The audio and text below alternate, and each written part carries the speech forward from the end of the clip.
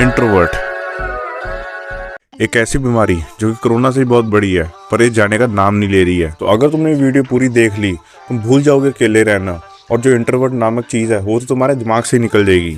तो सबसे पहले बात करने वाले कुछ सिम्टम्स के बारे में जो कि इंट्रोवर्ट बंदे के अंदर होते हैं, जो मेरे में भी थे और शायद अभी आपके अंदर है। सबसे पहला, तुम कमरे में पड़े रहते हो सारा दिन। तुम्हारे घर वाले तुम्हें जितना मर्जी बोल ले कि बेटा बाहर आ जा, कुछ कर ले, किसी के साथ खेल ले जाकर, पर नहीं, तुम्हें कमरे में रहना ज़्यादा ही पसंद है।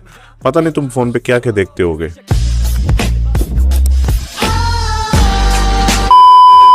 दूसरी चीज़, नो गर्लफ्रेंड या फीमेल का इंटरेक्शन पूरी लाइफ में कभी हुआ ही नहीं, कभी फीमेल फ्रेंड्स रहे ही नहीं। तीसरी चीज़, ओवर थिंकिंग। तुम सोचते बहुत हो पर करते बहुत कम हो। इतना ज़्यादा सोचते हो कि मैं ये कर सकता हूँ, वो कर सकता हूँ, मैं ये करके इतने पैसे कमा लूँगा, वो चीज़ हो जाएगी, पर उसके बाद सोचने के बाद तुम एक्शन नहीं ले पाते हो। चौथी चीज़, स्मॉल फ्रेंड सर्कल। अगर तुम्हारे 2 या 3 दोस्त हैं जो कि बचपन से हैं और उनके अलावा तुमने आज तक दोस्ती करने का भी किसी से ट्राई नहीं करी है, नए दोस्त बने ही नहीं, तो तुम एक इंट्रोवर्ट हो। पांचवी चीज़, सोशल गैदरिंग या पार्टीज। अगर तुम्हें कोई बंदा अपनी पार्टी या किसी भी ऐसे सोशल गैदरिंग वाले फंक्शन में इनवाइट कर ले, तुम चले तो जाओगे पर सिर्फ खाने के मकसद से। पर अगर तुम्हें कोई डांस करने के लिए कह दे, वो तो तुम्हारे एक बुरे सपने से कम नहीं होगा ना। तो इस इंट्रोवर्ट बीमारी का इलाज बताने से पहले एक बात तुम्हें क्लियर कर दूं, ये जर्नी होगी इंट्रोवर्ट से एक्सट्रोवर्ट की, ये बहुत ज़्यादा डिफिकल्ट होने वाली है। हो सकता है तुम्हारे लिए तो दर्दनाक हो, अजीब अजीब तुम्हें फीलिंग्स आए अगर तुम कुछ अलग स्टेप लेते हो अपनी लाइफ के लिए। हो सकता है तुम्हें कई लोगों से रिजेक्शन मिले या स्टार्टिंग में कोई रिजल्ट ना दिखे, पर ग्रेट थिंग्स टेक टाइम। तो अब आती है सबसे ज़रूरी और मेन बात, इसका इलाज क्या है। तो सबसे पहले तुम्हें ये अपने आप को दिलासा दिलाना है, दिलासा नहीं, तुम्हें खुद को एक्सेप्ट करना है कि तुम एक इंट्रोवर्ट नहीं हो। तुम्हें जो टैग खुद पर लगा रखा है ना, या दूसरों से तुम्हें मिल गया है, या पता नहीं जो भी हुआ है, इंट्रोवर्ट का टैग ना तुम्हें खुद से हटा देना है। तुम्हें सोचना है भाई मैं एक वो लड़का हूँ जो हर एक लड़की से बात कर सकता है, हर एक सोशल गैदरिंग में लोग उससे लड़के से मिलना चाहते हैं, मैं एक वैसा बंदा हूँ। तुम्हें ये दिमाग में लाना है।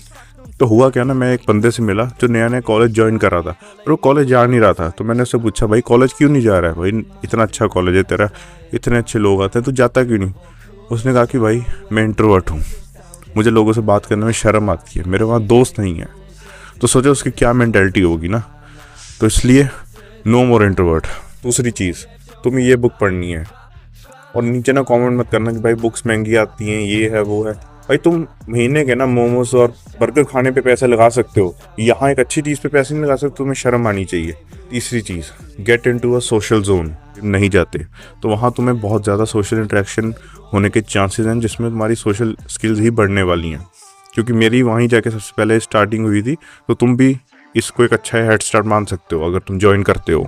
और चीज़ इसी पॉइंट के लिए, अगर तुम नोटिस करना कि जो तुम्हारे कॉलेज में अगर 2 या 3 दोस्त भी हैं, तो देखना उनके आगे कुछ दोस्त होंगे, तो तुम्हें उन, अगर वो कभी मिलने जाता है तुम्हारा दोस्त अपने दूसरे फ्रेंड सर्कल में, तो तुम्हें उसके साथ जाना है। अगर तुम जाते हो तो तुम नए बंदों से मिलने का चांस मिलेगा, तुम्हें कुछ नया सीखने को ही मिलेगा। चौथी चीज़, और ये सबसे ज़रूरी है, ज़्यादा मत सोचो। कुछ भी करने लगे हो ना तो बिल्कुल भी दिमाग ना चलाओ अपना। अगर दिमाग चलाना है, एक्शन लेने में चलाओ कि वो चीज़ कैसे करनी है, ना कि ज़्यादा सोचने में। कोई भी नए बंदे से मिलने वाले हो ना, तो उसको ये नहीं पता कि तुम इंट्रोवर्ट हो या एक्सट्रोवर्ट हो। जो भी तुम्हारी पर्सनैलिटी है वो पुराने बंदों को पता है। तो तुम as a new human being उस नए बंदे को अगर मिल रहे हो, तो नया बंदा ही तुम दोनों ही बेसिकली न्यू ह्यूमन इंटरेक्शन करने वाले हो। तुम्हारे पास चांस है अपना खुद का एक सेल्फ कॉन्फिडेंस, अच्छी पर्सनैलिटी दिखाने का। तो उस चांस को कभी मिस मत करना, क्योंकि फर्स्ट इंप्रेशन ही लास्ट इंप्रेशन होता है, ये तुमने सुना ही होगा।